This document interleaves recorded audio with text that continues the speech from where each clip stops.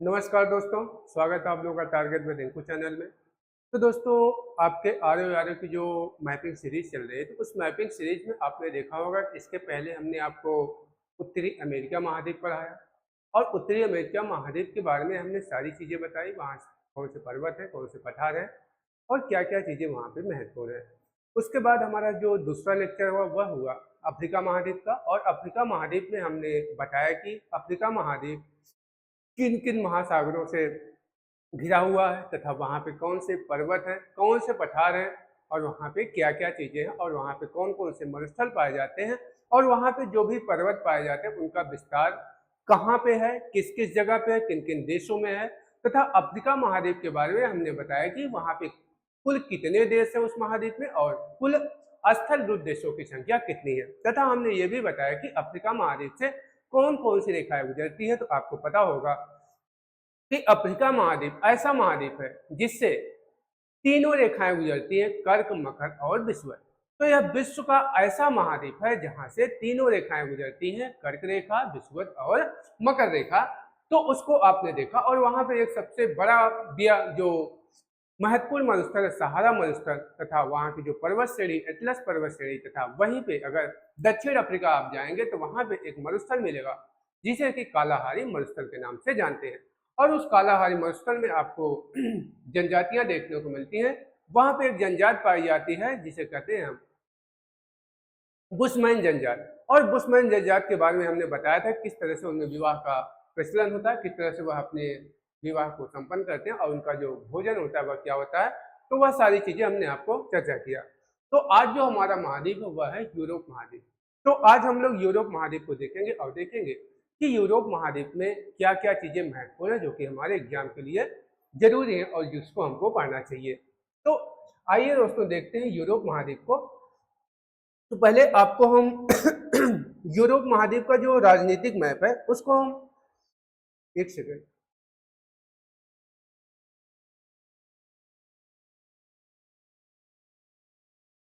जो यूरोप महाद्वीप का जो राजनीतिक मैप है तो उसको हम लोग देखते हैं कि हमारा जो यूरोप महाद्वीप है तो क्या चीजें किस तरह से हैं। तो ये रहा यूरोप महाद्वीप का जो राजनीतिक मैप है। तो यूरोप महाद्वीप में दोस्तों आप देखेंगे कि जो यूरोप महाद्वीप है तो यहाँ पे इस जगह पे आपको यहाँ पे मिलेगी आपको फिनलैंड की ये आपको बाल्टिक सागर, ये बाल्टिक सागर मिलेगा और इससे जो भी देश लगे हैं उन्हें हम बाल्टिक देश कहते हैं।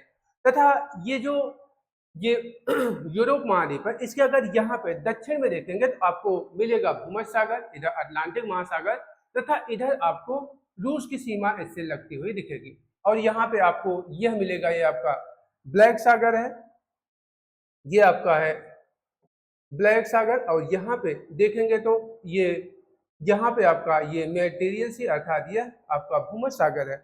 और यहाँ पे आप देखेंगे दोस्तों कि भूमध्य सागर से कई देश लगे हुए हैं।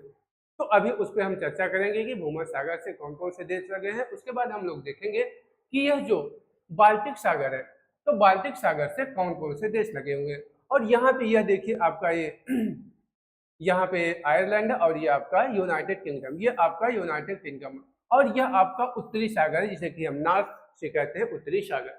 तथा यहाँ पे आपका सब देश है, डेनमार्क है और उसके बाद ये देख रहे आपका इटली है और यह आपका ये है एड्रियाटिक सागर।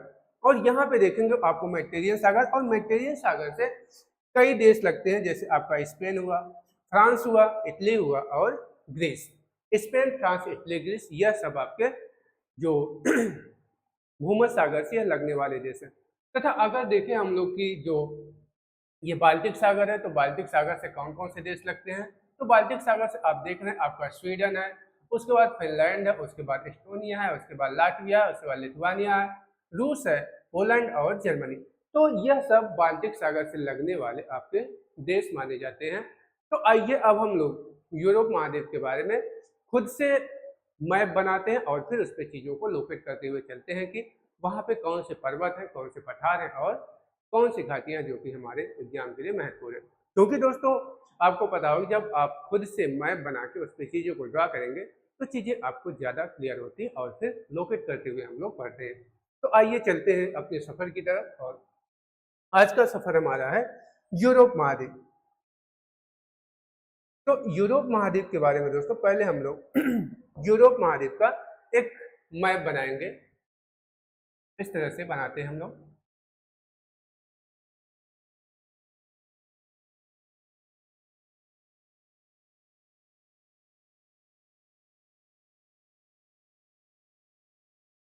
ये आपका हो गया ये भूमध्य सागर वाला क्षेत्र हो गया। उसके बाद ये आपका ग्रीस हो गया, ये आपका इटली हो गया। और इटली के बाद फिर आप आएंगे इधर, ये आपका आइबेरियन प्रायद्वीप हो गया। और इस तरह से फिर यहाँ पे आप जाएंगे तो यहाँ पे आपको मिलेगा ये ये आपका यहाँ पे बाल्टिक सागर मिलेगा। उसके बाद फिर यहाँ पे आपको फिनलैंड की खाड़ी मिलेगी। और इस तरह से यहाँ पे सफेद सागर। और ये आप एक सेकंड, और इस तरह से यहाँ पे आपको ये फिर ये ये स्कैंडिनेवियन देश मिलेंगे। यहाँ पे सारे स्कैंडिनेवियन देश मिलेंगे। और इस तरह से फिर ये आपका यहाँ पे आपका रूस है। ठीक, तो इस तरह से आपका जो यूरोप का मैप है इस तरह से आपको बनेगा। और यहाँ पे आपको दो सागर मिलेंगे, जिसे कि हम ये आपके दो सागर मिलेंगे। ये आपका ब्लैक सागर है और ये आपका कैस्पियन सागर है। और यहाँ से आपको एक पर्वत देखने को मिलेगा, वह है आपका यूराल पर्वत। और यहीं से एक नदी मिलती है जिसे कि यूराल नदी कहते हैं। तो इस तरह से आपका हो गया ये एक हैंड प्रिंट यूरोप का मैप। एक सेकंड, इसको थोड़ा सा नीचे करते हैं हम लोग। एक सेकंड दोस्तों।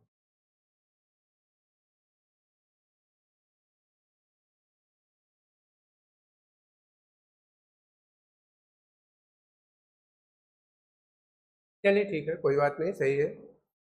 तो अब आइए हम लोग देखते हैं कि जो यूरोप महाद्वीप है, तो यूरोप महाद्वीप में क्या क्या चीजें हैं।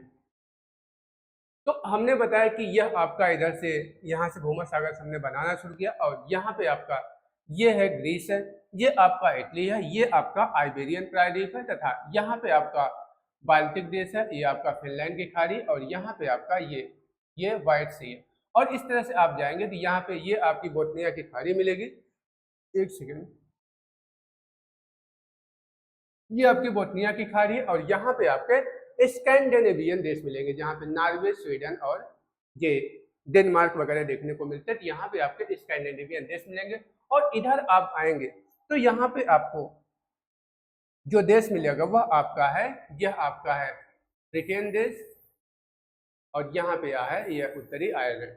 तो इस तरह से यह आपका ब्रिटेन हो गया, यह आपका उत्तरी आयरलैंड हो गया। तो यह आपका मैप बन के तैयार हो गया। तो ये आपका है ब्लैक सागर।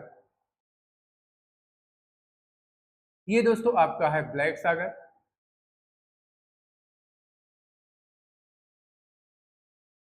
काला सागर। और ये आपका है कैस्पियन सागर।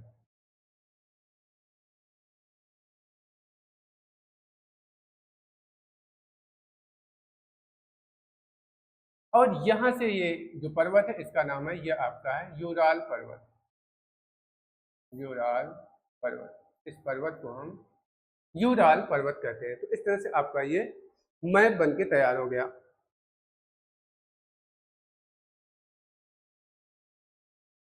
और यहाँ पे आपको मिलेंगे कुछ पर्वत मिलेंगे, जिसे कि हम स्कैंडिनेवियन पर्वत कहते हैं। तो आइए उसको हम लोग देख लेते हैं। ये यहाँ पे आपको मिलेंगे स्कैंडिनेवियन पर्वत।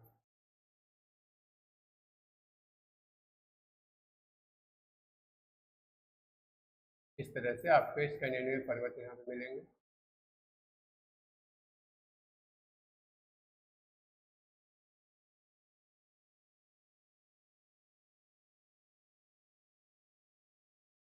ये आपके स्कैंडिनेवियन पर्वत।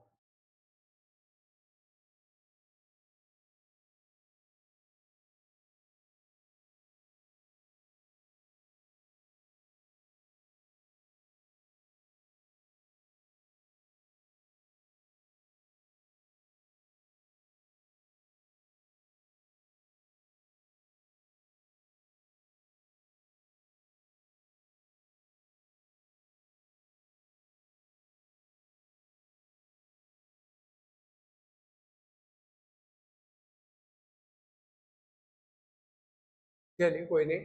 तो यहाँ पे दोस्तों आपके मिलेंगे, यह क्या है, तो यह आपके हैं स्कैंडिनेवियन पर्वत। इसे हम, ये आपके हैं स्कैंडिनेवियन पर्वत।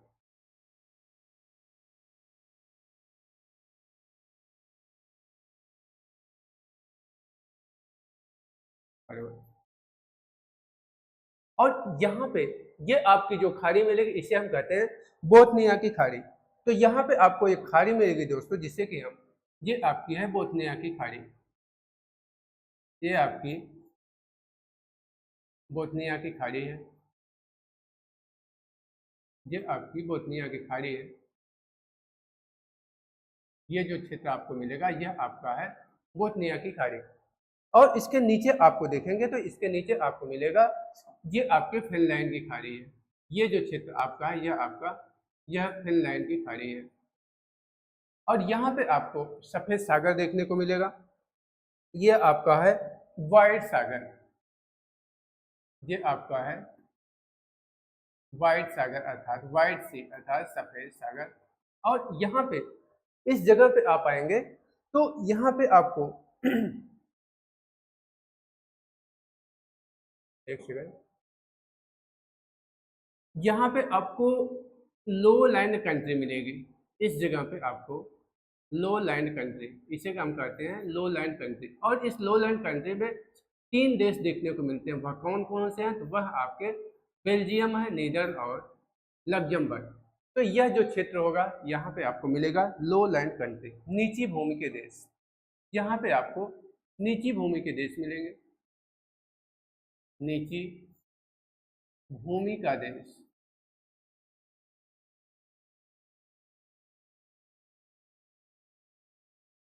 एक सेकंड, जहाँ पे आप नीची भूमि का आपको देश मिलेगा और वह कौन सा होगा दोस्तों, वह आपका है बेनलक्स। आप लिख लीजिए इसको शॉर्ट फॉर्म में, जिसे कि बेल्जियम, नीदर और लग्जमबर्ग। तो इसे हम बेल्जियम, नीदर और लग्जमबर्ग कहते हैं। तो आपसे पूछा जाता है कि अफ्रीका महाद्वीप में नीची भूमि का जो देश होता है वह कौन कौन से, वह है बेनलक्स अर्थात बेल्जियम, नीदरलैंड और लग्जमबर्ग। तो बेल्जियम, नीदर और लग्जमबर्ग जो है यह नीची भूमि के देश कहे जाते हैं। और यहाँ पे आपको बाल्टिक सागर मिलेगा। तो जो कुछ बाल्टिक देश हैं वह बाल्टिक देश कौन कौन से हैं, तो बाल्टिक देशों में आपको 3 देश मिलेंगे, इस्टोनिया, लाटविया और लिथुआनिया। तो यह आपका दोस्तों कौन सा सागर, तो यह आपका है बाल्टिक सागर। यह आपका, ये जो क्षेत्र है यह आपका है बाल्टिक सागर, यह आपका है बाल्टिक सागर। और यहाँ पे आपको 3 देश देखने को मिलेंगे, यह आपका है बाल्टिक सागर, बाल्टिक सागर, यह आपका है बाल्टिक सागर। और ये हमने आपको बताया कि यह जो क्षेत्र है यह आपका है ये बोथनिया की खाड़ी, यह आपका है बोथनिया की खाड़ी, इसे हम, यह आपकी बोथनिया की खाड़ी है। एक सेकंड, ये आपकी है बोथनिया की खाड़ी।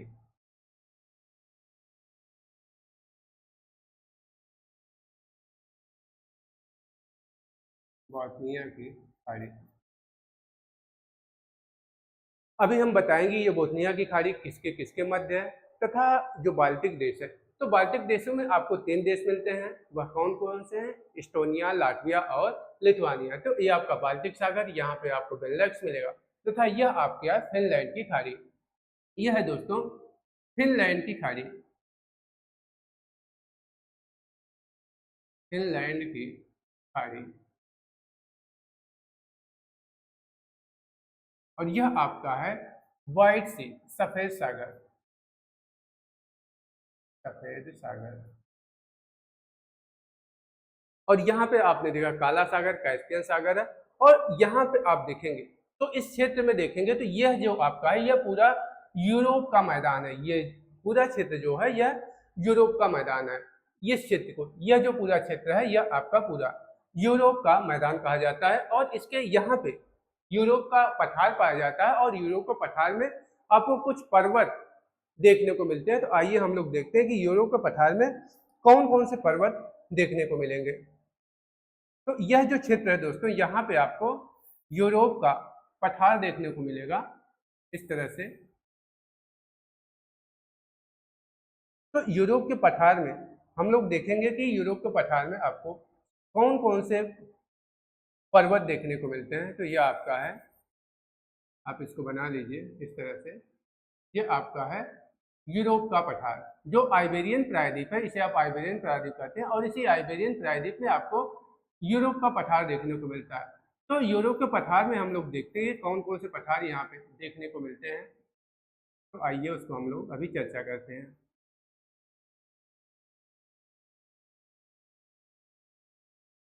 तो यहाँ पे दोस्तों आपका ये आपका बन गया यूरोप का पठार। और इसके आगे जो है यहाँ पे ये यूरोप का घास का मैदान कहा जाता है, जहाँ पे कि स्टेपिस घास के मैदान पाए जाते हैं।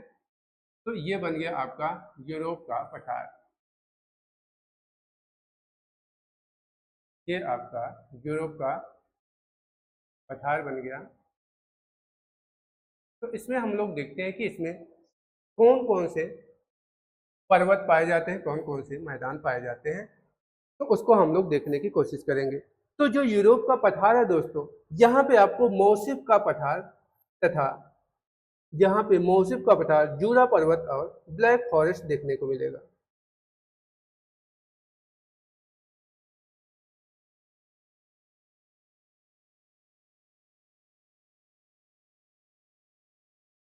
तो यहाँ पे जो पठार देखने को मिलेगा वो दोस्तों, ये पहला जो पठार आपको देखने को मिलेगा वह मिलेगा आपको मेसेटा का पठार।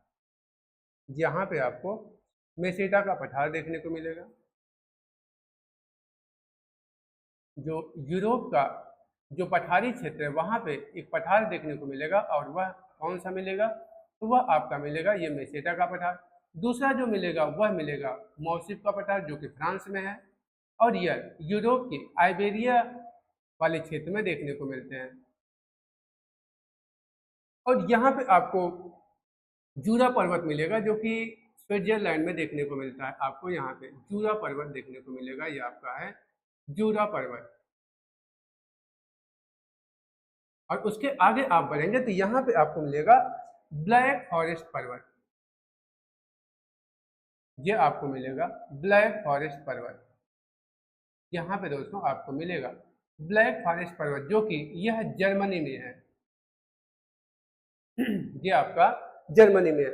तो यह आपका हो गया जूरा पर्वत, जो कि आपके यूरोप का जो ये प्रायद्वीपीय क्षेत्र है वहां पे मिलता है, और यह स्विट्जरलैंड में स्थित है। तो यह आपका है मेसेटा का पठार, जो कि पुर्तगाल और स्पेन में इसकी लोकेशन है। तो यह आपका है मेसेटा का पठार। यह है दोस्तों आपका मेसेटा का पठार।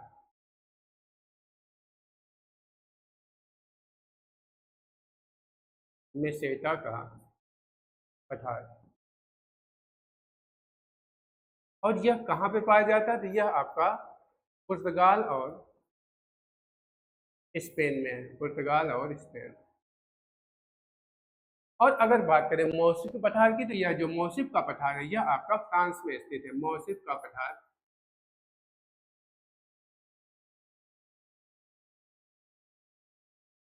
यह आपका फ्रांस में स्थित है।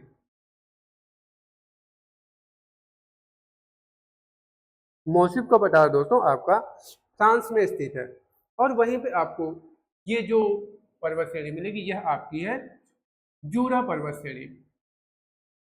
यह आपकी है जूरा जूरा पर्वत, और यह आपका कहाँ पे है, तो यह आपका है स्विट्जरलैंड में। और यह आपका है black forest. Black forest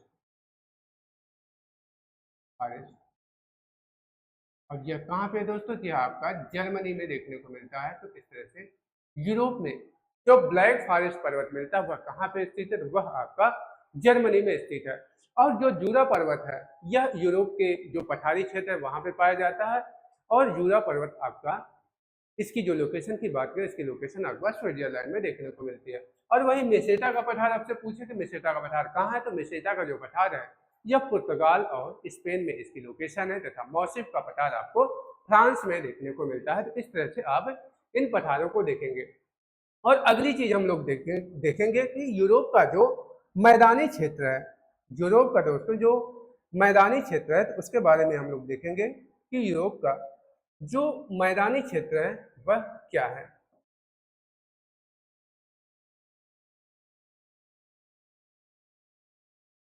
Europe का अगर मैदानी क्षेत्र की हम लोग बात करें, एक सेकंड टाइम दीजिए।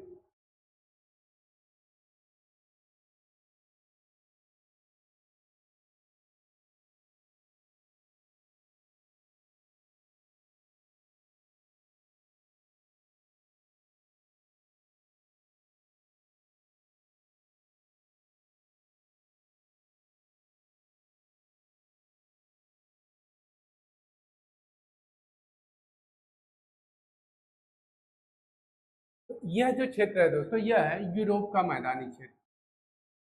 यह आपका, ये आपका यहाँ पे इसको हटाते हैं,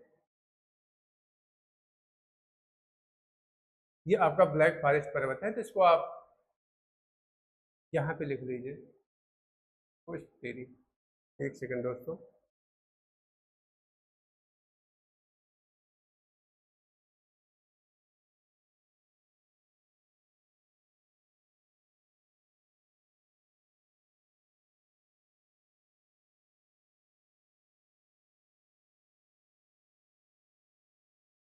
ये आपका है ब्लैक फॉरेस्ट पर्वत और यह कहाँ पे है, तो यह आपका जर्मनी में है।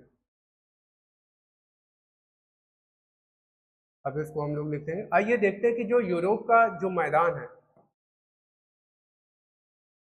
तो यह वाला क्षेत्र आप देखेंगे तो यह आपका यूरोप का मैदान कहा जाता है। इस तरह ये जो पूरा क्षेत्र है यह आपका यूरोप का मैदान है। यह जो क्षेत्र है यह आपका यूरोप का ये पूरा मैदानी क्षेत्र है। ये जो क्षेत्र है दोस्तों आपका यह है यूरोप का मैदानी क्षेत्र है। और यहाँ पे जो भी घास, जो घास के मैदान है, इस घास के मैदान को यहाँ पे इसका घास के मैदान को कटवा कर साफ करवा के यहाँ पे रसदार फलों की खेती की जा रही है, जो कि रसदार फल जिससे कि वाइन्स बनती हैं और इसीलिए यूरोप में वाइन्स कल्चर को माना जाता है।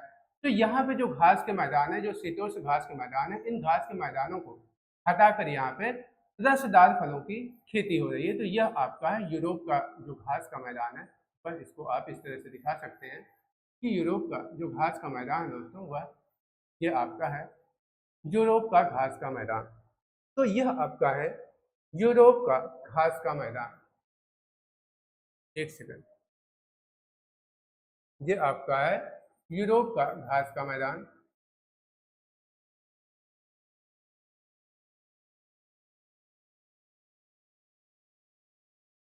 ये दोस्तों आपका है यूरोप का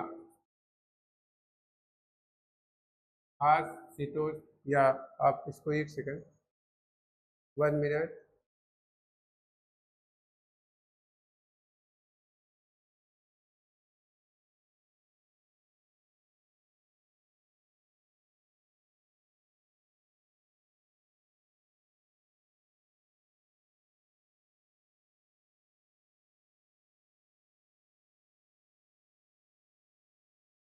यूरोप का शीतोष्ण घास का मैदान, घास का मैदान जिसे कि हम स्टेपिज कहते हैं, इसे हम स्टेपिज कहते हैं। और यूरोप का जो शीतोष्ण घास का मैदान है इसको कटवाकर यहाँ पे रसदार फलों की खेती की जा रही है, जिससे कि यहाँ पे वाइन्स कल्चर को बढ़ावा दिया जा रहा है, क्योंकि रसदार फलों से वाइन्स बनाई जाती है। इस तरह से यूरोप में जो यूरोप का घास का मैदान है इसको यहाँ पे काट के यहाँ पे रसदार फलों की खेती की जा रही है। और यहीं पे एक पर्वत श्रेणी मिलेगी जिसे कि अल्पाइन पर्वत कहते हैं। और वह अल्पाइन पर्वत दोस्तों वह किस तरह से है, तो अभी आपको हम दिखाते हैं कि यहाँ पे एक पर्वत श्रेणी मिलेगी जिसे कि हम अल्पाइन पर्वत श्रेणी कहते हैं, और वह इस तरह से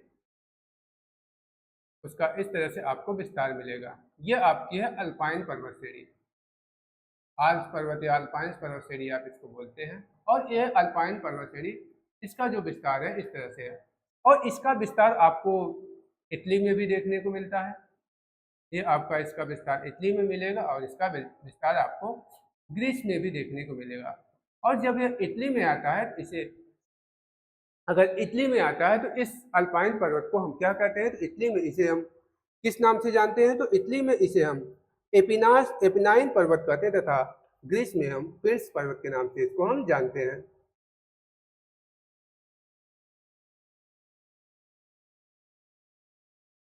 तो यह जो पर्वत है इसे हम एपिनाइन पर्वत कहते हैं, यह आपका एपिनाइन पर्वत है। तथा यह जो आपका पर्वत है यह आपका इटली है, आप इसको लिख सकते हैं कि ये आपका इटली है। और इटली में ये जो अल्पाइन पर्वत है इसका जो विस्तार देखने को मिलता है इसे हम एपिनाइन कहते हैं।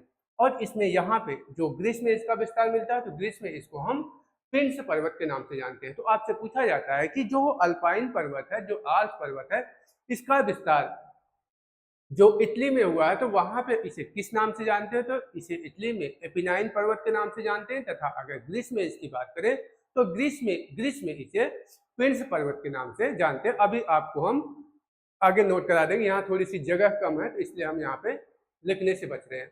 और बाकी यह आपका है काला सागर, तो आप इसको भी थोड़ा सा कलर प्रदान कर दीजिए। ये आपका है काला सागर दोस्तों, ये आपका काला सागर है। और दूसरा जो आपका है वह कैस्पियन सागर है।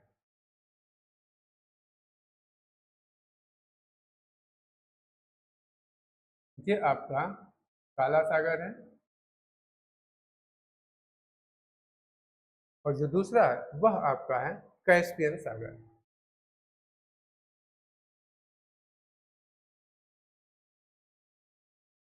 और इनके मध्य में कौन सा पर्वत है, वह आपका है काकेशस पर्वत।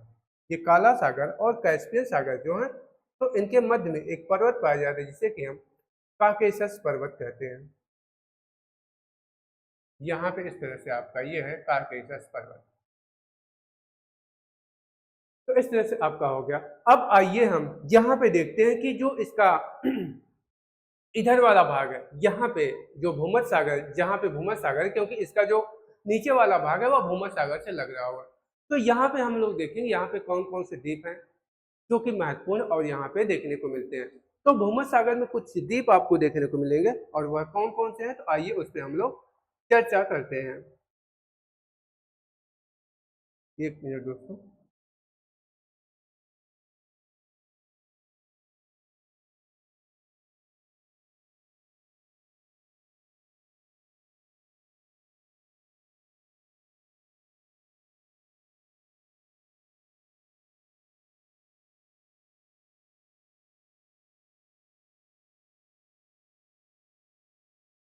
ये आपका यहाँ पे काकेशस पर्वत इस प्रकार से है।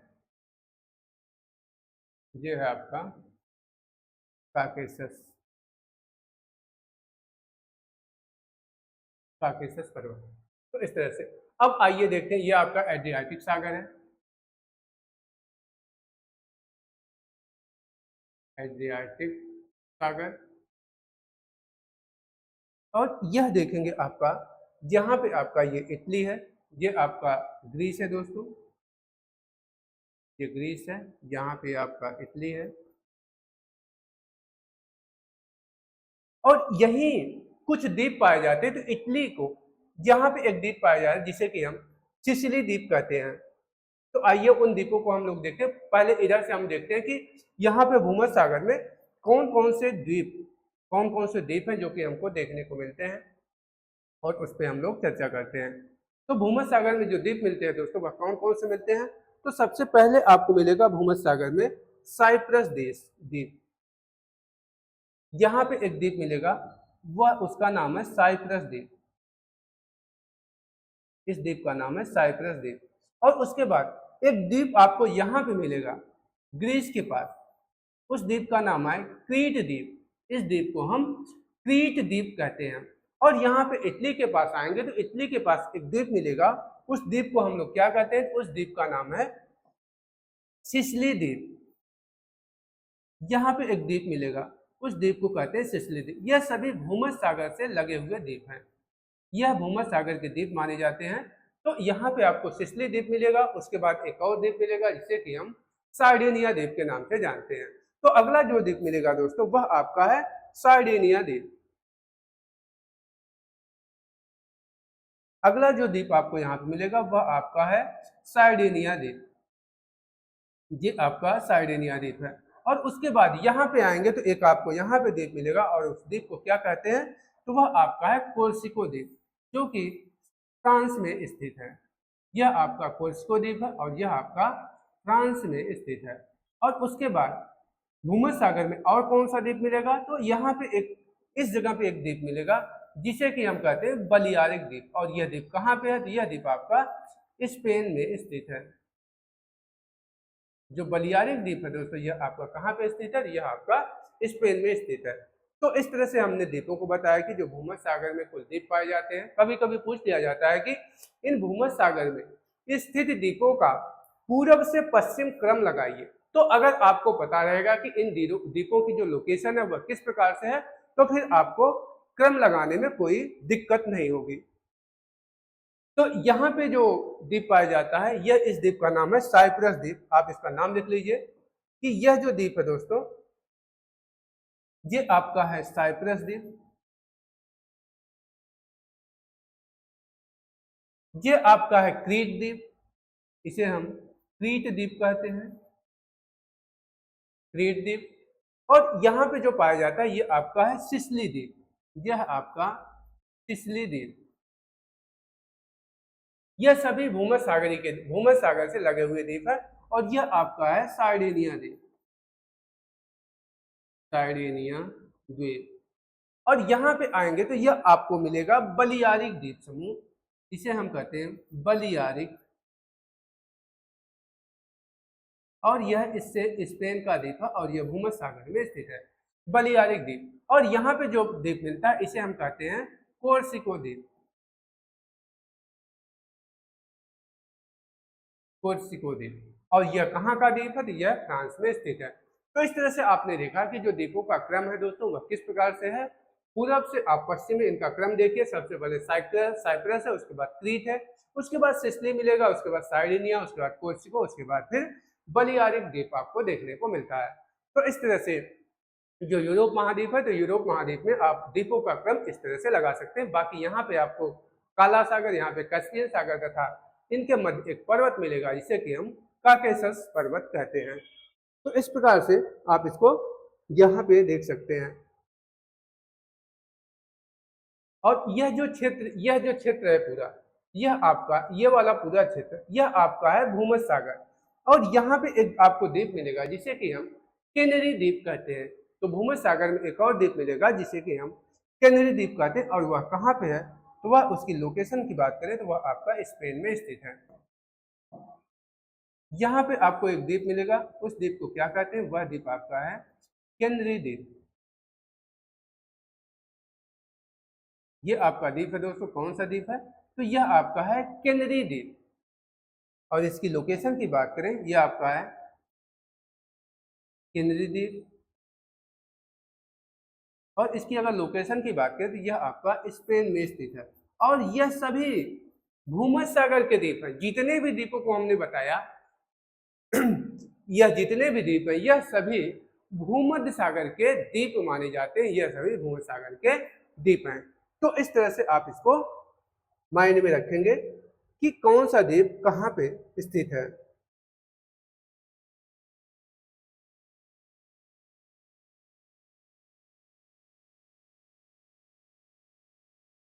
तो इस तरह से आपने देखा कि यहाँ पे कौन कौन से द्वीप है और इनकी जो लोकेशन है वह कहाँ पे है और किस तरह से इनका पूरब से पश्चिम या पश्चिम से पूरब क्रम आप लगा सकते हैं।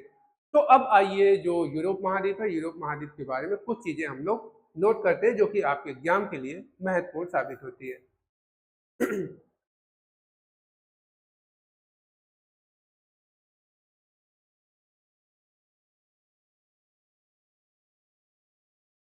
तो आइए दोस्तों अब हम लोग यूरोप महाद्वीप के बारे में कुछ चीजें नोट करते हैं।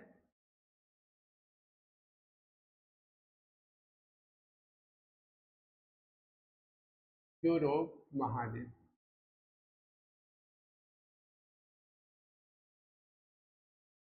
तो जो यूरोप महाद्वीप है दोस्तों इसके बारे में, इसी यूरोप को हम प्रायद्वीपों का प्रायद्वीप कहते हैं। यूरोप महाद्वीप को, जो पहली बात इसके बारे में हम अगर जानेंगे तो यूरोप महाद्वीप को प्रायद्वीपों का प्रायद्वीप कहते हैं। इसे हम यूरोप महाद्वीप को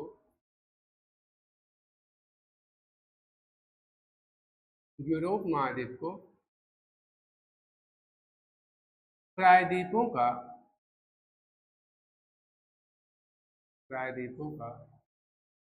प्रायद्वीप कहते हैं। यूरोप महाद्वीप को प्रायद्वीपों का प्रायद्वीप कहते हैं। दूसरी बात अगर हम लोग जाने कि जो यूरोप महाद्वीप है, दूसरी बात की अगर हम बात करें तो यूरोप महाद्वीप में इसके आंतरिक भाग में हमको समकारी प्रभाव देखने को मिलता है। तो आप यहाँ पे लिख लीजिए कि यूरोप के आंतरिक भागों में यूरोप के आंतरिक भाग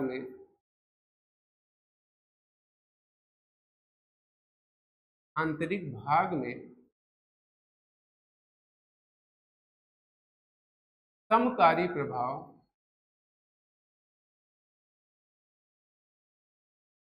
पाया जाता है।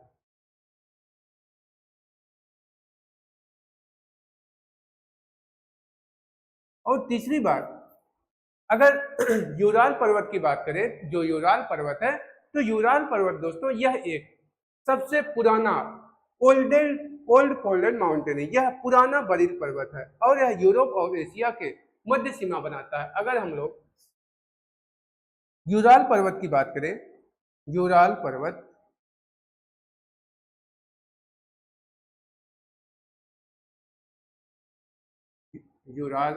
की अगर बात करें तो इसके बारे में 2-3 चीजें हम लोग नोट करेंगे। जो यूराल पर्वत है दोस्तों, क्या इसकी विशेषता है? यह पुराना वलित पर्वत है।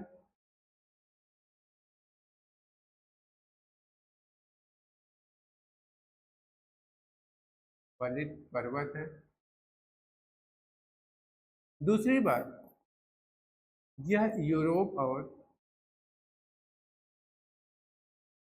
एशिया के मध्य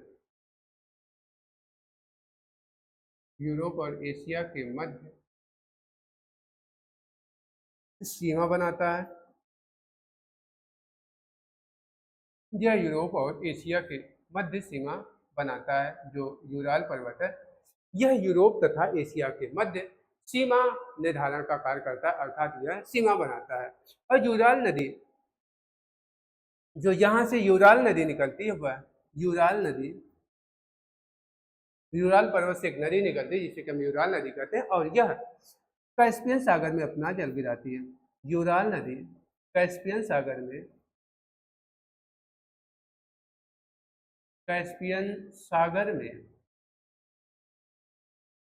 जल गिराती है। यूराल नदी कैस्पियन सागर में अपना जल गिराती है और यह यूराल पर्वत से निकल कर आती है। और दूसरी बात हम लोग करेंगे स्कैंडिनेवियन देशों के बारे में कि स्कैंडिनेवियन देश कौन कौन से हैं और उसके अंतर्गत कौन कौन से देश आते हैं। तो अगली जो हम बात करेंगे वह बात करेंगे स्कैंडिनेवियन देशों के बारे में। स्कैंडिनेवियन देश।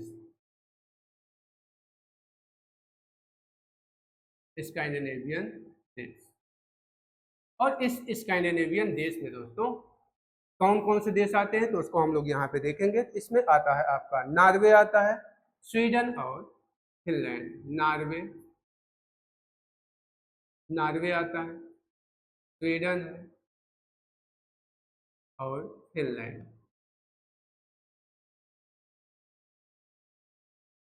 नॉर्वे, स्वीडन और फिनलैंड। तो जो नॉर्वे है दोस्तों, अगर इसकी राजधानी की बात करें तो इसकी राजधानी ओस्लो है। और नॉर्वे को हम मध्य रात्रि के सूर्य का देश कहते हैं। तो नॉर्वे को आप अगर बात करें कि नॉर्वे को क्या कहा जाता है, तो नॉर्वे को हम इसे मध्य रात्रि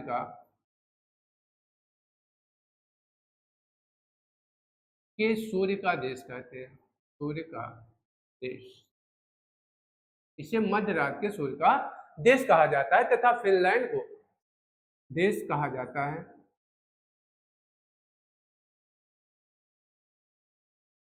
और फिनलैंड को क्या कहा जाता है? तो फिनलैंड को दोस्तों हजारों झीलों का देश कहा जाता है। आपसे प्रश्न पूछा जाता है कि हजारों झीलों का देश किसे कहा जाता है, तो आपको हजारों झीलों का देश कहा जाता है फिनलैंड को। तो फिनलैंड को हजारों झीलों का देश कहा जाता है। और नॉर्वे को क्या कहा जाता है? तो नॉर्वे को मध्य रात्रि के सूर्य का देश कहा जाता है। और स्कैंडिनेवियन कंट्री के अंतर्गत 3 देश आते हैं, नॉर्वे, स्वीडन और फिनलैंड। अगर बात करें संस्कृति के आधार पर, अगर कल्चर के आधार पर हम बात करें, तो कल्चर के आधार पर स्कैंडिनेवियन देशों में 5 देश आते हैं। अगर नॉर्मल बात करें तो नॉर्मल स्कैंडिनेवियन कंट्री में केवल 3 देश आते हैं, नॉर्वे, स्वीडन और फिनलैंड।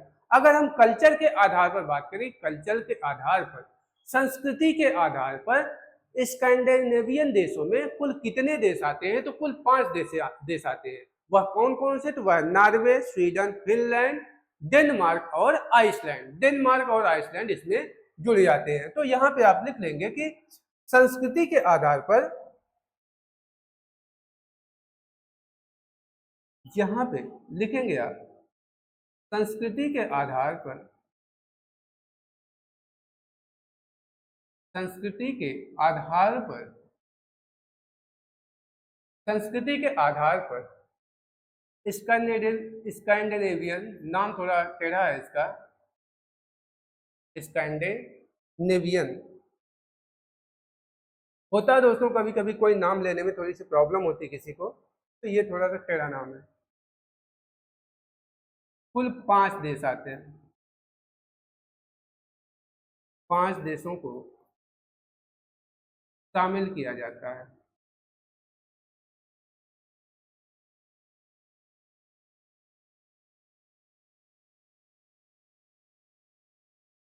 और वह कुल 5 देश कौन कौन से हैं? तो आप यहाँ पे नोट कर लीजिए।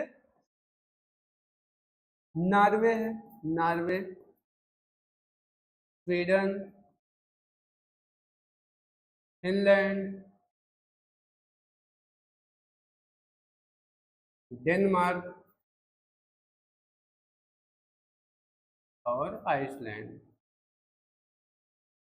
Iceland, Norway, Sweden, Finland, Denmark और आइसलैंड। तो अगर हम कल्चर के आधार पर बात करें, संस्कृति के आधार पर बात करें, तो स्कैंडिनेवियन कंट्री 5 हैं, वह हैं नॉर्वे, स्वीडन, फिनलैंड, डेनमार्क और आइसलैंड। और इसमें फिनलैंड को हम हजारों झीलों का देश कहते हैं, तथा जो नॉर्वे है, नॉर्वे को हम मध्य रात्रि के सूर्य का देश कहते हैं। तो ये चीज आप याद रखेंगे। अब हम बात करते हैं यूके के बारे में कि यूके क्या है। यूके के बारे में अगर हम बात करें कि यूके किसे कहते हैं, तो यूके में ब्रिटेन प्लस उत्तरी आयरलैंड को शामिल किया जाता है। आपसे प्रश्न यह पूछ लिया जाता है कभी कभी कि यूके क्या है। तो यूके के अंतर्गत अगर हम यूके की बात करें, तो जो यूके होता है दोस्तों, इसके अंतर्गत ब्रिटेन और ब्रिटेन प्लस उत्तरी आयरलैंड को शामिल किया जाता है। उत्तरी आयरलैंड, इसके अंतर्गत ब्रिटेन प्लस उत्तरी आयरलैंड को शामिल किया जाता है। अब हम लोग देखेंगे ब्रिटेन के अंतर्गत कौन कौन से देश आते हैं। तो ब्रिटेन के अंतर्गत दोस्तों आएगा इंग्लैंड, वेल्स और नीदरलैंड, सॉरी इंग्लैंड, वेल्स और स्कॉटलैंड। इसके अंतर्गत जो ब्रिटेन है, तो ब्रिटेन के अंतर्गत 3 देश आते हैं, इंग्लैंड आता है, इंग्लैंड, दूसरा आता है स्कॉटलैंड, स्कॉटलैंड, तीसरा आता है वेल्स। और यह इंग्लैंड, स्कॉटलैंड और वेल्स प्लस उत्तरी आयरलैंड को मिलाकर हम कहते हैं यूके का नाम देते हैं। तो इस तरह से आप इसको याद रखेंगे और यह आपके जरूरी है। अब आइए हम लोग देखते हैं, आइए हम देखते हैं कि जो बाल्टिक देश हैं वह कौन कौन से हैं। पहले हम लोग देख लेते हैं जो लो लैंड कंट्री हैं, लो लैंड कंट्री। एक सेकंड,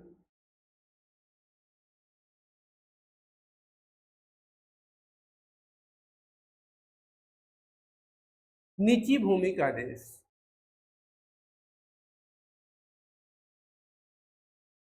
नीची भूमि का देश। और आपसे पूछा जाता है कि नीची भूमि का देश कौन कौन सा है, आपसे प्रश्न दे देगा और उसमें पूछ लेगा कि निम्नलिखित में नीची भूमि का देश कौन सा नहीं है। तो अगर आपको पता होगा कि जो लो लैंड कंट्री है उसके अंतर्गत कौन कौन से देश आते हैं, तो फिर वहां पे आप अपना प्रश्न सही कर लेंगे कि इसमें सिर्फ भाई ये नहीं है। अगर आपको पता ही नहीं होगा तो फिर आप कहाँ से करेंगे। तो जो नीची भूमि के देश होते हैं दोस्तों, उसके अंतर्गत कौन कौन से देश आते हैं, तो आइए उसकी हम लोग बात करते हैं।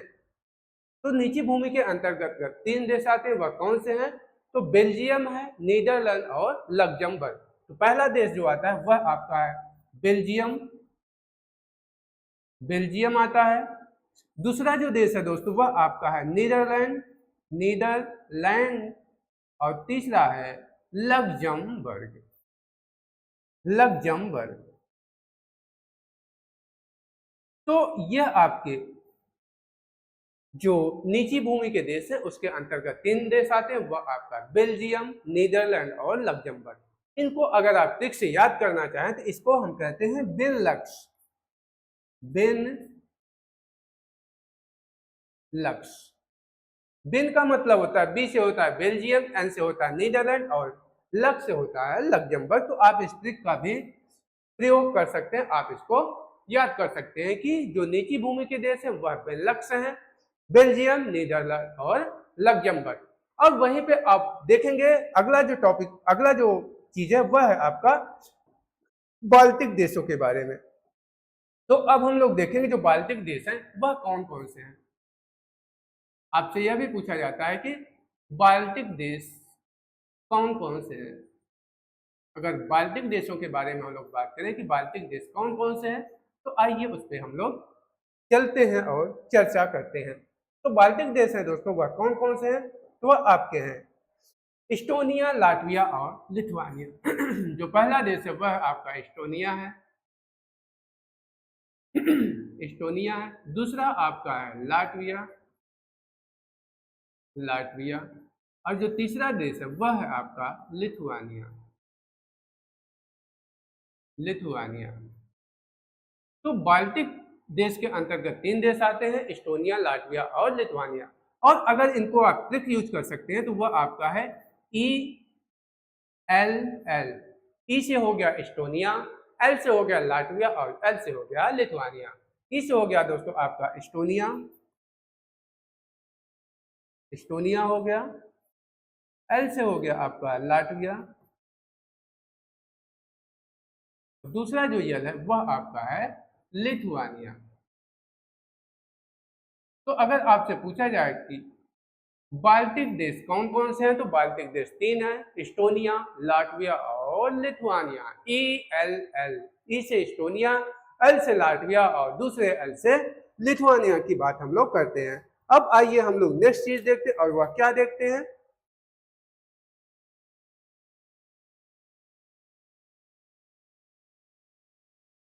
अगली जो बात हम लोग करते हैं तो वह जो करते हैं वह हम लोग करेंगे कि फिनलैंड, स्वीडन और नॉर्वे से जो आर्कटिक वृत्त होता है वह गुजरता है।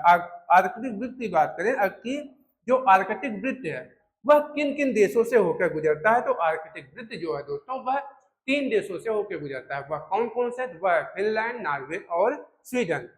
जबकि जो आइसलैंड है वह आर्कटिक वृत्त के दक्षिण साइड में स्थित है, आर्कटिक वृत्त के वह दक्षिण साइड में स्थित है। बाकी जो 3 देश हैं नॉर्वे, स्वीडन और फिनलैंड, इनसे होकर आर्कटिक वृत्त गुजरता है। तो यहाँ पे आप नोट कर लेंगे कि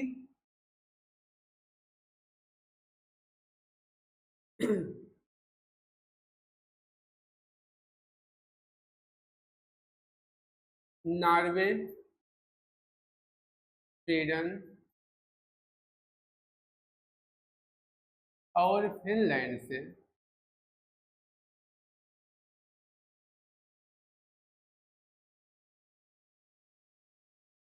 होकर आर्कटिक वृत्त गुजरता है, आर्कटिक वृत्त गुजरता है। और जो आइसलैंड है दोस्तों, आइसलैंड, ये सब प्रश्न आपसे पूछे जाते हैं। आइसलैंड आर्कटिक वृत्त के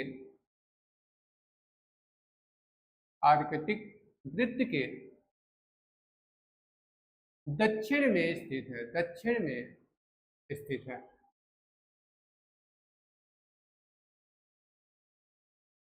ये जो आइसलैंड है वह आपका आर्कटिक वृत्त के दक्षिण में स्थित है। तो इस तरह से आप याद रखेंगे कि जो नॉर्वे, स्वीडन और फिनलैंड है इससे होकर आर्कटिक वृत्त गुजरता है, जबकि आइसलैंड आर्कटिक वृत्त के दक्षिण में स्थित है। अब आइए हम लोग देखते हैं कि कुछ खाड़ियों के बारे में कि कौन कौन सी खाड़ी कहाँ पे स्थित है।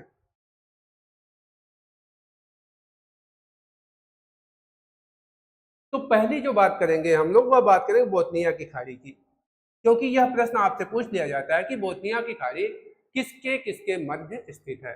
बोथनिया की खाड़ी, बोथनिया की खाड़ी,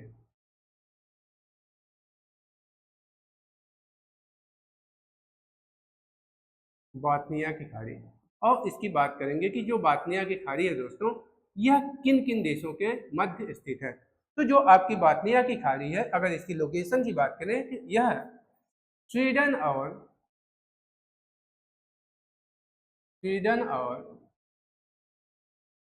फिनलैंड के मध्य स्थित है।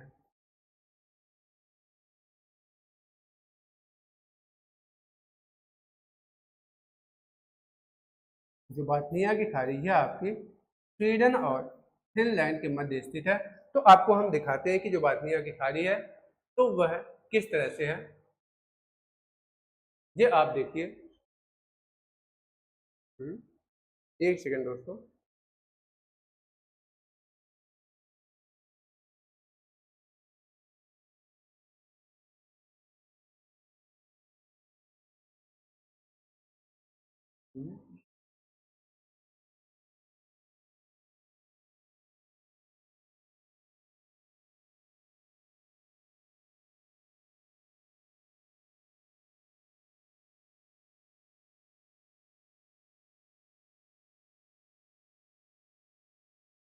एक सेकंड, 2 मिनट टाइम दीजिए।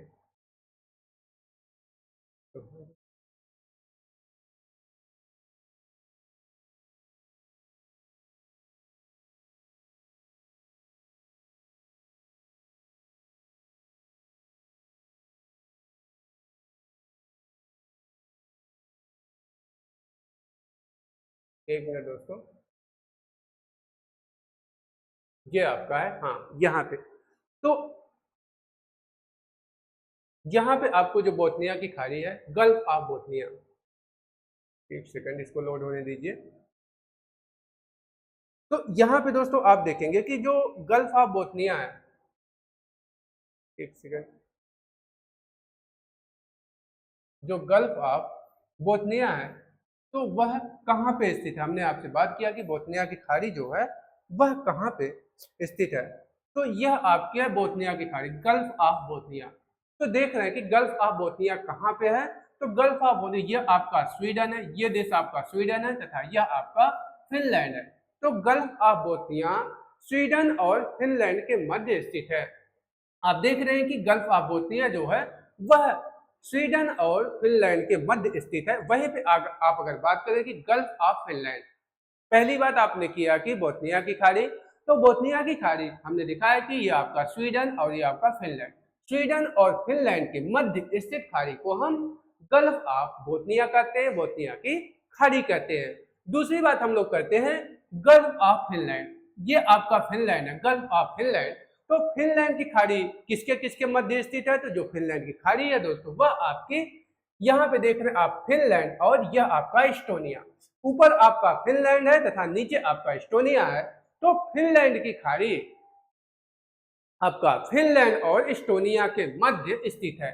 इन खाड़ियों से आपके प्रश्न पूछ लिए जाते हैं कि गल्फ ऑफ बोथनिया किन किन देशों के मध्य स्थित है। तो गल्फ ऑफ बोथनिया दोस्तों याद रखेंगे स्वीडन और फिनलैंड के मध्य स्थित है।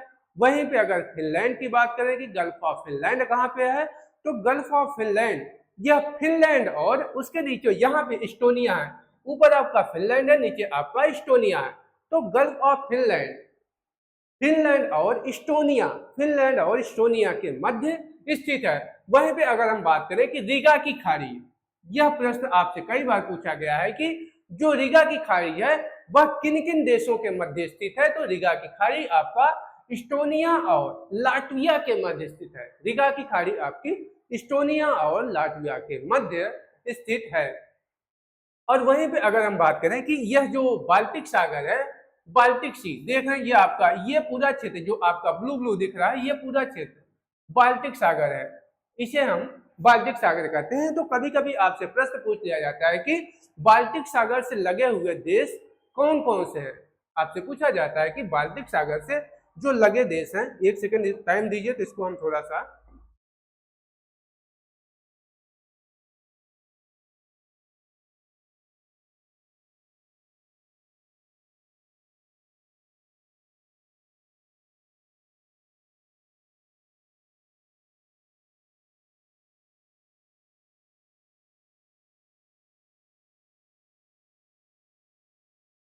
एक सेकंड दोस्तों।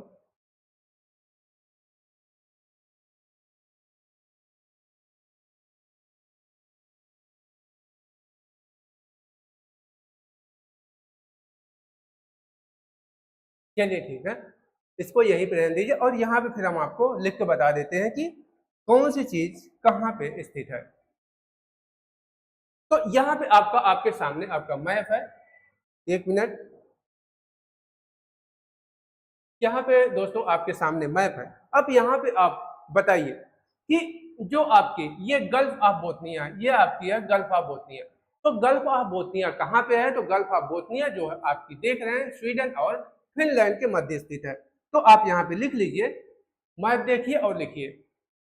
जो गल्फ ऑफ बोथनिया है, गल्फ ऑफ बोथनिया की बात करें कि बोथनिया की खाड़ी, बोथनिया की खाड़ी यह जो बोथनिया की खाड़ी है दोस्तों, यह आपके स्वीडन और फिनलैंड के मध्य स्थित है। बोथनिया की खाड़ी स्वीडन और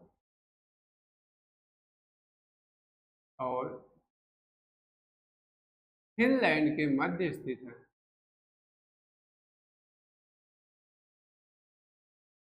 मध्य स्थित है।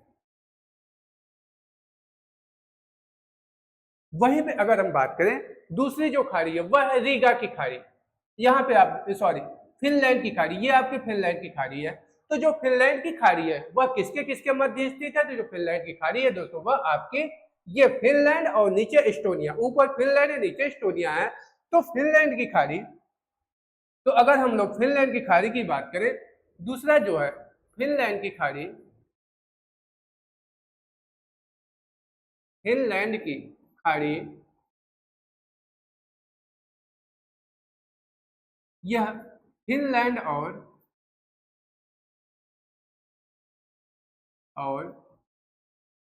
इस्टोनिया के मध्य स्थित है। इस्टोनिया के मध्य स्थित है। इस्टोनिया के मध्य स्थित है। जो फिनलैंड की खाड़ी है, फिनलैंड और इस्टोनिया के मध्य स्थित है। अगला पॉइंट हम लोग देखेंगे, अगली जो खाड़ी कौन सी है? तो अगली खाड़ी आपकी है यह रीगा की खाड़ी। तो यह दोस्तों आपकी यहाँ पे ये है रीगा की खाड़ी, गल्फ ऑफ रीगा। और गल्फ ऑफ रीगा की बात करें कि गल्फ ऑफ रीगा यह किन किन देशों के मध्य स्थित है? तो गल्फ ऑफ रीगा है, रीगा की खाड़ी आपका इस्टोनिया और लाटविया के मध्य स्थित है। तो हम लोग अगर इसकी बात करें कि जो रीगा की खाड़ी है, तो रीगा की खाड़ी, रीगा की खाड़ी, रीगा की खाड़ी की बात करें बच्चों, तो रीगा की खाड़ी यह आपकी इस्टोनिया और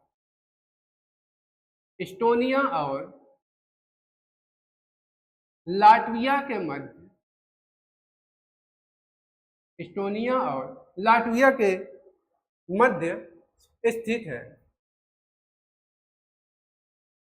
इस्टोनिया और लाटविया के मध्य स्थित है। जो गल्फ ऑफ रीगा है, तो रीगा की खाड़ी आपकी इस्टोनिया और लाटविया के मध्य है, यह आपका यहाँ पे देख रहे हैं। अगली बात हम लोग करेंगे, आपका यहाँ पे है बाल्टिक सी अर्थात बाल्टिक सागर। तो आपसे प्रश्न कई बार पूछ लिया जाता है कि जो बाल्टिक सागर है, तो बाल्टिक सागर से कौन कौन से देश लगते हैं? और यह प्रश्न कई बार पूछा गया कि बाल्टिक सागर से कौन कौन से देश लगते हैं।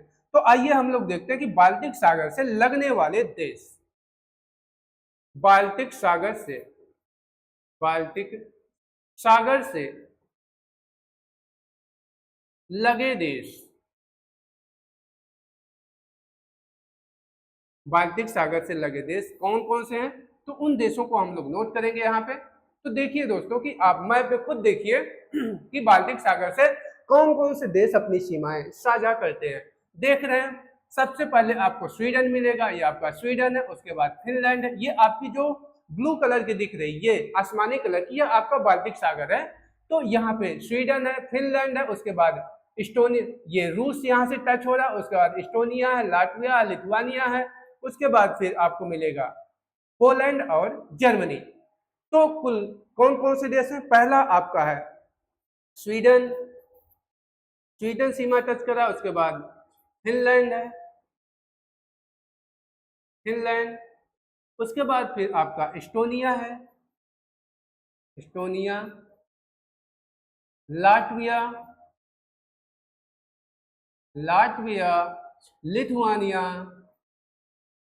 लिथुआनिया, लाटविया, लिथुआनिया, उसके बाद आपका रूस भी इससे सीमा टच करता है, उसके बाद फिर आपका जर्मनी है, और उसके बाद आपका पोलैंड है। तो इस तरह से आपके इतने देश हैं जो कि बाल्टिक सागर से लगे हुए, अर्थात बाल्टिक सागर से अपनी सीमाएं साझा करते हैं। अब अगली बात हम लोग करते हैं, और क्या चीजें हैं। तो और अगर देखें बे ऑफ बिस्के, अगर आप बिस्के की खाड़ी की बात करें कि बिस्के की खाड़ी कहाँ पे स्थित है, तो आपकी जो बिस्के की खाड़ी है दोस्तों, ये आपकी है बिस्के की खाड़ी। और बिस्के की खाड़ी की बात करें कि बिस्के की खाड़ी कहाँ स्थित है, तो बिस्के की खाड़ी आपकी, यह देश आपका है, ये आपका है फ्रांस, और ये आपका है स्पेन। तो बिस्के की खाड़ी फ्रांस और स्पेन के मध्य देखने को मिलती है, यह फ्रांस और स्पेन के मध्य स्थित है। तो यहाँ पे आप लिख लेंगे कि बिस्के की खाड़ी, बिस्के की खाड़ी की खाड़ी फ्रांस और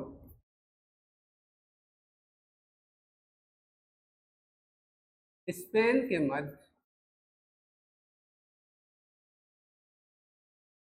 स्थित है। तो जो बिस्के की खाड़ी है दोस्तों, वह आपकी फ्रांस और स्पेन के मध्य स्थित है। और वहीं पे आप बात करें, अब दूसरी जो बात करते हैं कि अगर आपसे बात किया जाए कि कभी कभी पूछ लेता है कि ब्लैक सागर अर्थात काला सागर से कौन कौन से देश लगते हैं, तो यहाँ पे आप देख लीजिए कि आपका यहाँ पे, एक सेकेंड, ये आपका है काला सागर, देख रहे हैं ये आपका ब्लैक सी लिखा हुआ है। तो यहाँ पे आप मैप पे देखिए कि जो काला सागर है, जो काले भाई हैं, तो इनसे कौन कौन से देश है जो अपनी सीमाएं साझा करते हैं। तो इधर आप देखेंगे रूस है, रूस के बाद यूक्रेन है, यूक्रेन के बाद आप देखो रोमानिया, रोमानिया के बाद बुल्गारिया, बुल्गारिया के बाद आपका टर्की है। रूस, रोमानिया, और ये देखिए आपका इधर से रूस है, उसके बाद यूक्रेन, यूक्रेन भी अपनी सीमाएं साझा करता है, उसके बाद ये आपका रोमानिया है, यूक्रेन है, ये रूस है, उसके बाद ये आपका बुल्गारिया और टर्की अर्थात तुर्की है। तो कुल 5 देश हैं, कुल 5 देश हैं जो कि काला सागर से अपनी सीमाएं साझा करते हैं। वह कौन कौन से हैं, यूक्रेन है, रोमानिया है, बुल्गारिया है, टर्की और रूस। तो इस तरह से आप मैप पे देख लेंगे कि इधर सबसे पहले आपकी जो सीमा साझा करेगा वह रूस है, रूस के बाद यूक्रेन है, यूक्रेन के बाद रोमानिया है, रोमानिया के नीचे बुल्गारिया, बुल्गारिया के सबसे नीचे, आप ऐसे याद करिए, आप बहुत ज्यादा दिमाग मत खपाइए कि ऊपर से भाई पूरब से टच कर रहा है जो आपका काला सागर है, तो काला सागर के पूर्वी दिशा से रूस टच कर रहा है, उत्तरी दिशा से आपका यूक्रेन टच कर रहा है, दक्षिण दिशा से आपका टर्की टच कर रहा है, तथा पश्चिम में आपके 2 देश हैं, पश्चिम में बुल्गारिया और रोमानिया, पश्चिम में बुल्गारिया रोमानिया, पूरब में रूस है, उत्तर में आपका है यूक्रेन तथा दक्षिण में टर्की। याद हो गया। तो आप पूरब में देखिए कि काला सागर के पूरब में आपका काला सागर है, तो आपका मान लीजिए काला सागर, काला सागर पूरब में रूस है, और उत्तर में देखिए यूक्रेन है, दक्षिण में टर्की है, तथा पश्चिम में देख लीजिए 2 देश है, रोमानिया, बुल्गारिया। हो गया। तो 5 देश हैं जो कि इससे अपनी सीमाएं साझा करते हैं। तो उसको हम लोग लिखने की कोशिश करते हैं। ओ सेट, आइए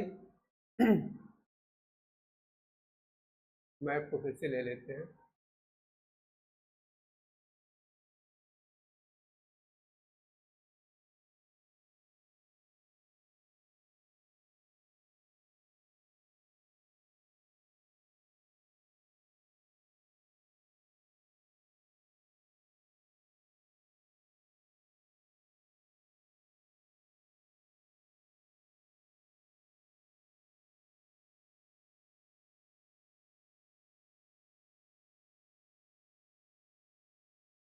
एक मिनट दोस्तों,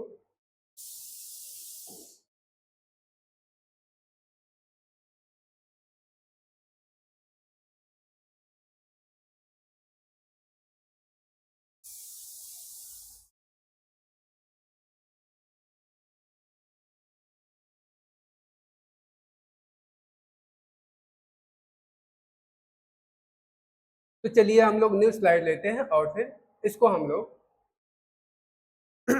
अभी देख लेंगे, क्योंकि मैप मिल नहीं रहा है तो इसको हम लोग देखते हैं। ठीक, तो अब हम लोग बात करेंगे काला सागर। जो काला सागर से लगे हुए देश, काला सागर से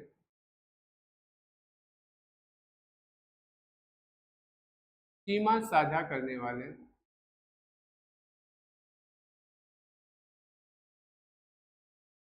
वाले देश।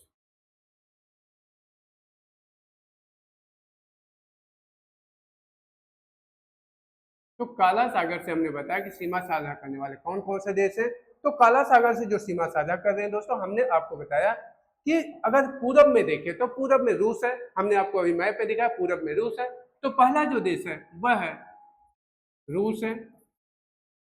उसके बाद दूसरा देश आपका है पश्चिम में आप आएंगे तो बुल्गारिया है और रोमानिया है, बुल्गारिया और रोमानिया। और उसके उत्तर में जाएंगे तो उत्तर में आपको यूक्रेन मिलेगा, यूक्रेन सीमा साझा करता है। तथा अगर दक्षिण की बात करें तो दक्षिण में आपसे जो सीमा साझा करता है वह है टर्की। तो इस प्रकार से काला सागर से कुल 5 देश अपनी सीमाएं साझा करते हैं। वह कौन कौन से हैं? तो वह आपका रूस है, बुल्गारिया है, रोमानिया, यूक्रेन और टर्की है। और अगली जो बात करते हैं हम लोग वह करते हैं कि भूमध्य सागर। तो भूमध्य सागर से कौन कौन से देश अपनी सीमाएं साझा करते हैं यूरोप के? तो आप देख सकते हैं उसको कि भूमध्य सागर से कौन कौन से देश अपनी सीमाएं, वहां से यूरोप के कौन कौन से देश अपनी सीमाएं साझा करते हैं। तो यहाँ पे आप मैप में देखिए कि भूमध्य सागर से कौन कौन से देश हैं जो कि अपनी सीमा साझा करते हैं।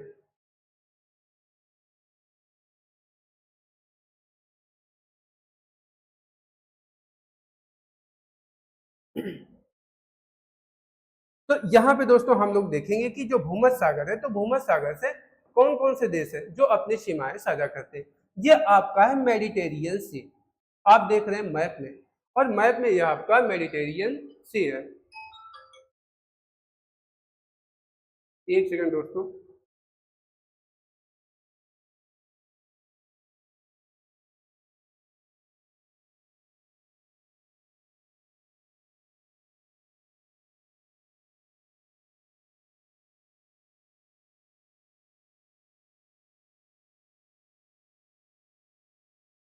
तो ये आपका है मेडिटेरियन सी। तो आप इसको बड़ा भी कर सकते हैं, एक सेकंड टाइम दीजिए।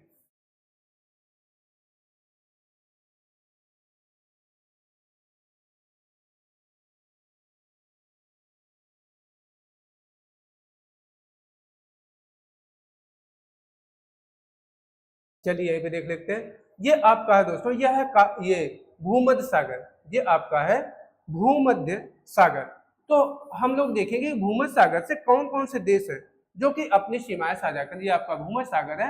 और हम लोग देखेंगे भूमध्य सागर से कौन कौन से यूरोप के ऐसे देश है जो कि अपनी सीमाएं साझा करते हैं। तो पहला देश हम लोग देखेंगे भूमध्य सागर से कौन से अपनी सीमा साझा करता है। इधर आप देखेंगे यह आपका है स्पेन है, दूसरा फ्रांस है, तीसरा इटली है और चौथा ग्रीस है। स्पेन, फ्रांस, इटली और ग्रीस। तो भूमध्य सागर से सीमा साझा करने वाले कौन कौन से देश हैं? तो वह आपके, आप यहाँ पे लिख लीजिए, भूमध्य सागर से सीमा साझा करने वाले देश। भूमध्य सागर से सीमा साझा करने वाले देश।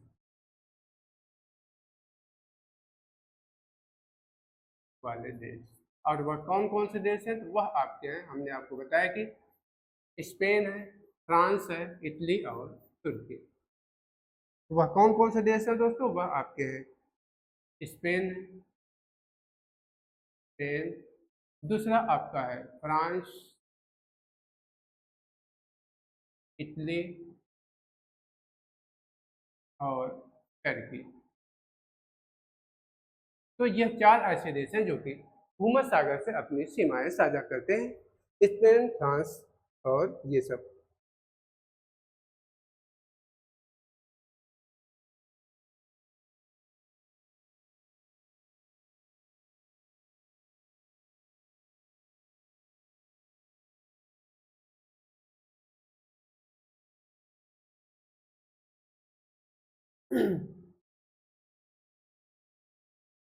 और वहीं पे एक और यहाँ पे आप नोट कर लीजिए कि जो जिब्राल्टर जल संधि है दोस्तों, आपकी जो जिब्राल्टर जल संधि वह यूरोप को, जिब्राल्टर जल संधि यूरोप को अफ्रीका से अलग करने का कार्य करती है। यह यूरोप को अफ्रीका से अलग करती है तथा भूमध्य सागर को आर्कटिक सागर से जोड़ती है। जिब्राल्टर जल संधि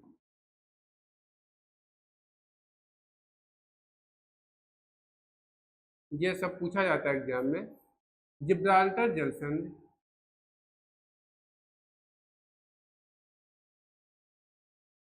यूरोप को अफ्रीका से अलग करती है।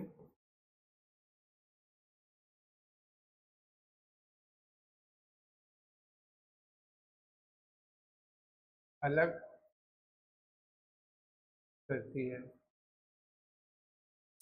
जो जिब्राल्टर जल संधि दोस्तों यह यूरोप को अफ्रीका से अलग करने का काम करती तथा भूमध्य सागर को अटलांटिक महासागर से जोड़ती है। और भूमध्य सागर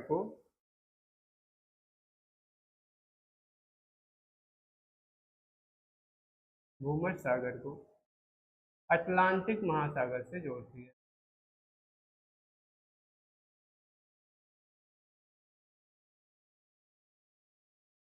अटलांटिक महासागर से जोड़ती है।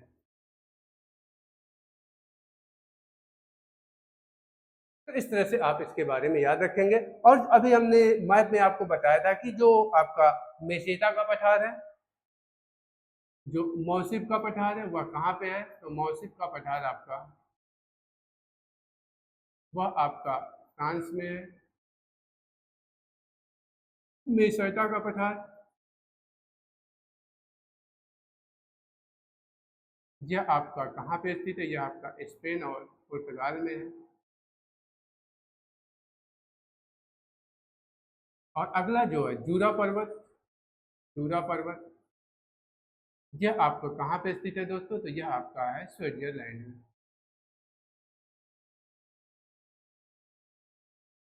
जूरा पर्वत यह स्विट्जरलैंड में है।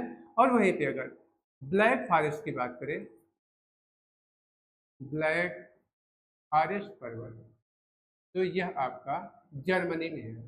इसकी जो लोकेशन है वह आपकी जर्मनी में देखने को मिलती है। तो इस तरह से कुछ ये महत्वपूर्ण पर्वत हैं जो कि आपको एग्जाम में पूछ ले जाते हैं अक्सर। तो यहाँ पे हमने आपको नोट करा दिया। और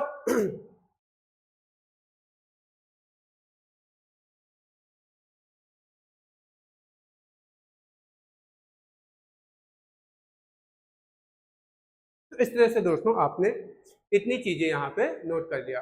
और यहाँ पे कुछ जल संधियां हैं, तो जल संधियों को हम जब जल संधियां पढ़ाएंगे तो जल संधियां एक जगह सारी बता देंगे, तो वहां पे आप उसको नोट कर लेंगे। बाकी अगर आप देखेंगे तो यहाँ पे कुछ जल संधियां पाई जाती हैं। ये जो इस जगह पे है, तो इस जगह पे आपको यहाँ पे इस तरफ से जल संधियां, यहाँ से आपको जल संधियां शुरू होती है। तो अजोर सागर है, फिर काला सागर, फिर मारमरा सागर, फिर एजियन सागर है, फिर आइनोरियन सागर है, टेहरियन सागर है और भूमध्य सागर है, उसके बाद फिर अटलांटिक महासागर। तो इन जल संधियों को हम आपको जल संधियों के चैप्टर में उसको वहां पे कवर करा देंगे। यहाँ पे सिर्फ हमने पर्वतों, पठार और देशों के बारे में चर्चा किया। तो ठीक है दोस्तों, यूरोप महाद्वीप आपका यहीं पे समाप्त होता है। ठीक है, तब तक के लिए धन्यवाद।